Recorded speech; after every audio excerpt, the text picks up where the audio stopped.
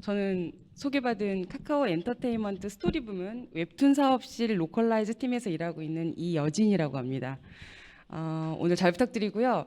사실 앞에 되게 세계적인 기업에서 로컬라이제이션에 대해서 거의 다 이제 말씀을 해주셔가지고 제가 말씀을 또 딱히 드릴 게 있을까라는 생각도 들었는데 어, 이제 로컬라이즈 부분에서도 이 번역이랑 편집이라는 아주 좁은 범위 안에서의 그 깊은 이야기를 조금 여러분들께 프로세스적인 부분에서 관점에서 설명을 드릴 수 있을 것 같다는 생각이 들었습니다. 저희 카카오 엔터테인먼트 로컬라이즈 팀은 카카오 페이지와 카카오 웹툰에서 릴리스가 되고 있는 자사 IP를 피코마용으로 만드는 일본어 로컬라이즈 조직입니다. 일본어만 이제 제가 다루고 있기 때문에 오늘 일본어 로컬라이즈에 관한 사례나 이런 프로세스로 여러분들께 설명을 드리게 될 거라서 조금 국한돼 되게 제한적인 어떤 설명이 될 수는 있는데 일본어 프로세스를 통해서 또 다른 언어도 보실 수 있도록 설명을 좀 드려보도록 하겠습니다. 저희 로컬라이즈 팀은 순수하게 일본어로만 로컬라이즈를 한 조직이에요. 카카오 엔터내 일본어 외에 뭐 영어나 중국어, 스페인어 등 이제 다른 언어들은 또 다른 조직에서 하고 있어요. 카카오 엔터 로컬라이즈 팀은 엔터 내 글로벌 소싱 팀, 일본 사업 파트 하고요. 그다음에 피코마에 있는 운영팀 과 함께 일본 피코마의 한국 컨텐츠를 긴밀하게 협업하면서 운영을 하고 있는데 로컬라이즈 팀은 저를 포함해서 12명의 멤버들이 카카오 엔터가 보유하고 있는 자사 주요 IP 작품들을 일본어 로컬라이즈를 하고 있습니다. NHN 재팬에서는 인하우스 통역으로 한 120명 정도의 일본인 디자이너들하고 한국 네이버에서 파견을 온 한국인 센터장님을 연결하는 통역사로서 뭐 사원 면담, 순차 통역부터 전사 미팅, 동시 통역까지 여러 유형의 통역을 제공을 했습니다. 번역도 어렵지만 통역은 엄청난 집중력과 퍼포먼스를 필요를 하고요. 전문 분야도 가지고 있어야 되는데 다만 프리랜서 통역사와는 다르게 인하우스 통역은 전문 분야가 이제 회사의 사업과 서비스가 되는 거죠. 회사 전략과 서비스를 잘 알고 그것을 만들어가는 멤버들하고 진짜 많은 대화를 해서 그 누구보다 그 진행되는 상황, 사업 방향 이런 것들도 멤버들의 의도 이런 것들을 읽어내야만 제대로 된 통역을 할 수 있고 해당 프로젝트도 순조롭게 진행이 될 수가 있습니다. 다시 NHN 시절로 돌아와서요. NHN 재팬에서는 제가 약 7년 동안 근무를 했습니다. 3년을 통역팀에서 그리고 한 4년 정도 게임 사업부에서 브릿지 업무라는 걸 했습니다. 이 브릿지 업무는 말 그대로 커뮤니케이션 다리 역할을 하는 업무인데요. 당시 한국에 유명했던 온라인 PC 게임, 뭐 던전 앤 파이터, 드래곤 네스트, 엘소드 같은 게임을 일본어 PC 버전으로 만들어서 일본 한 게임에서 게임 운영을 해가지고 사업을 했었거든요. 근데 그때 그 사업부에 소속이 돼서 한국의 개발사랑 한국 한 게임 운영팀 그리고 일본의 운영진이 이 일본 한 게임에서 서비스를 무사히 릴리스를 하고 잘 운영할 수 있도록 브릿지 업무하는 제가 뭐 회의 통역이라든가 자료 번역, 게임 내 텍스트 번역, 이제 로컬라이즈에 해당이 되겠죠. 이런 모든 커뮤니케이션과 필요한 번역 일정 조정을 담당을 했었습니다. 제 앞타임에 이 미디어 로컬라이즈 관련해 가지고 강의를 해주셨잖아요. 근데 그 로컬라이즈에도 여러 가지 장르가 있고 장르별로 또 특징이 있어요. 근데 게임 로컬라이즈는 게임이 일단 결정이 되면 개발사에서 클라이언트라고 불리는 게임 프로그램이랑 게임 텍스트 그리고 그 클라이언트를 운영할 수 있는 어드민 툴, 또 각종 사양서, 기능 리스트, 뭐 릴리스에 필요한 수많은 자료를 번역을 해서 운영진한테 제공을 하고 서비스 릴리스를 위한 준비를 하는 겁니다. 릴리스가 되면 매달 한두 번의 업데이트가 있고요.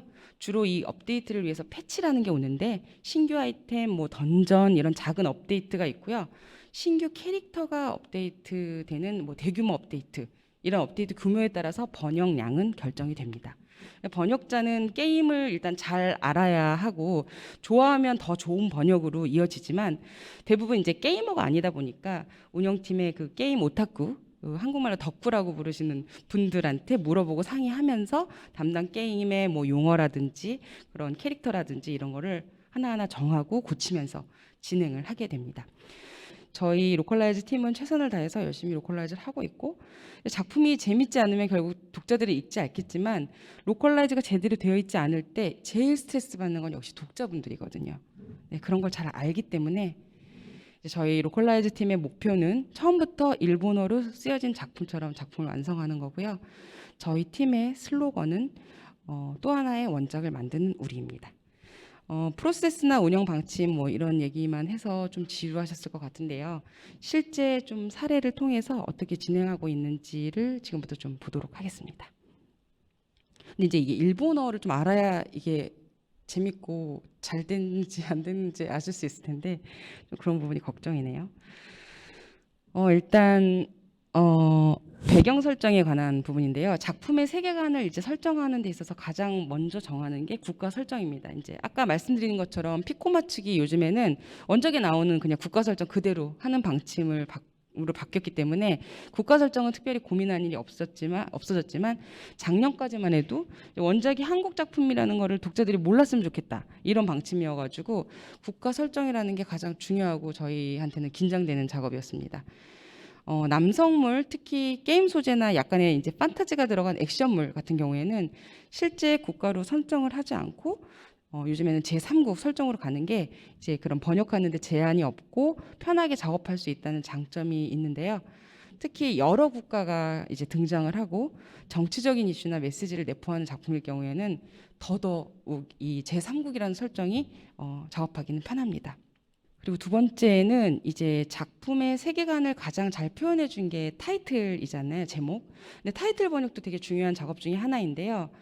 여기 보시는 이 작품은 이제 한국 제목이 강력한 지지리라는 제목의 작품이에요. 그래서 이제 타이틀이 이게 그냥 원문에서 저희가 생각할 수 있는 게 강력한 찌질이 이게 아니기 때문에 사실 이 타이틀 번역의 난이도가 높아진 케이스인데요.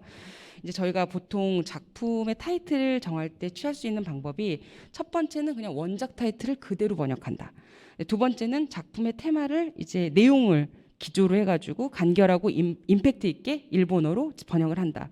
그래서 이런 기준의 어떤 제목들을 몇 개 타이틀 후보군을 정해서 이제 피코마한테 제안을 먼저 하고 피코마에서 운영하면서 이 제목이 정말 좋을 것 같다.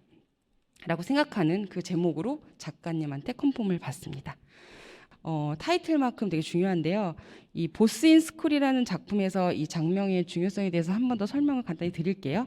이 작품은 이제 고등학생인 이 강세연이라는 주인공이 야쿠자 그룹의 보스가 되는 학원물이에요. 굉장히 일본에서 인기가 많았고요. 이 강세연이 나중에 선샤인 그룹이라는 이 그룹의 수장이 되기 때문에 주인공의 이름을 이제 일본어의 태양이라는 의미로 타이오, 태양을 타이오라고 읽기 때문에 타이오라고 지었고요. 그래서 타이오 코이치라고 이름을 지었고요. 그리고 이제 별명은 파네르라고 지었는데 이 원작에서 지어진 의미랑 좀 다르게 했던 이유가 설명이 좀 어렵긴 한데 태양열 판넬, 그러니까 태양열 발전기 이거에서 판넬이라고 해가지고 이 파네르를 저희가 이제 별명으로 잡은 건데 그 태양열하고 관계가 있기도 하고 그 한국어에서 이제 셔틀이라는 거 있잖아요. 그래서 그 셔틀 같은 의미로 일본어에서는 파시리라고 부르는데 그 파시리의 파를 조금 이렇게 이 상기시킬 수 있게 파네르라는 별명을 지어서 되게 이제 독자분들이 재밌다고 평가를 해주신 작품입니다. 네, 사실은 이걸 알고 싶으셔서 제 얘기를 들으러 오신 분이 많다고 생각이 드는데 이제 사실 저도 웹툰 사업을 하는 사업은 아니라서 이게 대답이 될 수 있을지는 모르겠어요. 근데 이제 아까 말씀드린 것처럼 이제 물리적으로 이제 로컬라이즈를 할 수 있는 파일 형태가 되어 있어야 되고요. 특히 일본 시장은요. 그리고 이제 뭐 중요하겠죠. 눈을 뗄 수 없게 너무 잘 그린 일러스트, 신선한 소재, 공감 가는 캐릭터, 뭐 쇼킹한 반전, 스피디한 전개, 적절한 자극 엄청 많은데 이것도 중요한데 사실 이 위에 모든 거를 이제 로컬라이즈 메커니즘에 입각해가지고 아까 제가 설명드린 그런 로컬라이즈를 하는 게 사실 가장 중요하다고 생각을 합니다. 왜냐하면 로컬라이즈를 한 작품 뒤에 그 나라의 문화가 있고 독자가 있다는 사실을 인지를 하고 로컬라이즈를 할 수 있는 그런 역량이 필요한 작업이거든요. 그래서 로컬라이즈는 제가 생각할 때 재미없는 작품, 뭐 매출이 안 나는 작품을 로컬라이즈를 잘해가지고 매출을 나게 할 수는 없어요. 근데 재미있는 작품을 어떤 잘된 작품 이런 거를 메커니즘에 이제 저런 메커니즘에 입각해서 진행을 하면 재미와 매출을 배가시킬 수 있는 로컬라이즈가 무기가 된다. 라고 저는 생각을 합니다. 이제 제가 로컬라이즈에 몸담고 있어서가 아니라요. 글로벌 사업의 핵심은 현지화, 그러니까 로컬라이즈라고 생각을 합니다. 감사합니다.